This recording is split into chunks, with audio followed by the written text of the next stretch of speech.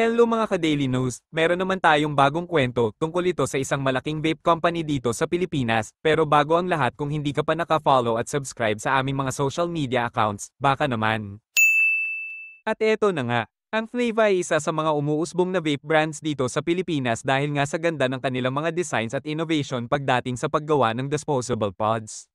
Ngunit kamakailan lang ay nag-issue ang DTI ng preliminary order halting the trade of Flava Corporation's vape products. Ano-ano nga ba ang rason kung bakit naiipit ngayon ang isa sa pinakamalaking brand ng disposable pod dito sa Pilipinas? Hiniling ng the House Committee on Ways and Means sa Department of Trade and Industry at Bureau of Internal Revenue na kanselahin ang business permit at manufacturing license ng kumpanyang vape na Flava Corporation. Ito ay matapos na aprobahan ng panel na pinamumunuan ni Albay 2nd District Representative Joey Salceda, February 20 following a probe that delved into the company's string of violations.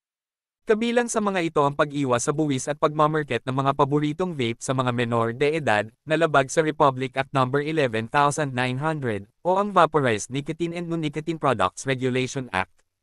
Dapat raw bawiin ng DTI ang business permit ng Flava Corporation para sa mga paglabag sa Republic Act 11900.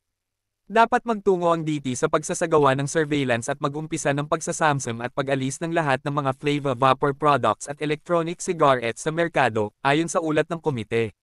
Natuklasan din ng panel ni Salceda na bagaman mayroon ng hiwalay na rehistrasyon ang Flava sa BIR bilang isang tagagawa, ang kumpanya ay sa halip na nag-i-import mula sa China ng mga produktong vape na ito ay ibinibenta dito sa Pilipinas. Sa pagdinig ng komite noong Desyembre taong 2023, sinabi ng mga executive ng Flava na kanilang inaangkin lamang na nag-i-import sila ng vape sa pamamagitan ng Dencat Trading Corporation, na sinasabing pinakamalaking tagapamahagi ng vape sa bansa. Gayunpaman, itinanggi ng Dencat na sila ay nag-i-import para sa Flava. Malinaw na wala ang Flava Corporation ng umiiral na kakayahan na gumawa ng mga produktong ibinebenta sa ilalim ng kanilang mga tatak. Kung ang Flava ay nag-i-import ng mga produkto, ito ay lumalabag sa kanilang rehistrasyon ng tatak sa BIR ayon sa ulat.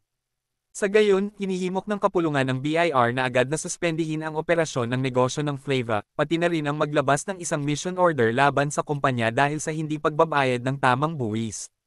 Inestimate ni Cagayan de Oro City 2nd District Representative Rufus Rodriguez na umaabot sa 728 milyon ang nawalang kita sa buwis ng pamahalaan mula sa alegasyon ng teknikal na smuggling ng 1.43 bilyong halaga ng bawal na Flava electronic cigarettes noong nakaraang taon.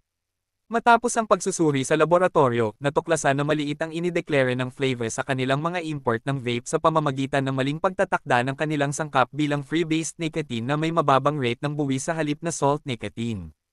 Kaya sa susunod mabuting sumunod sa batas ng bansa upang di tayo magkaroon ng problemang ganto. Maraming salamat at hanggang sa muli.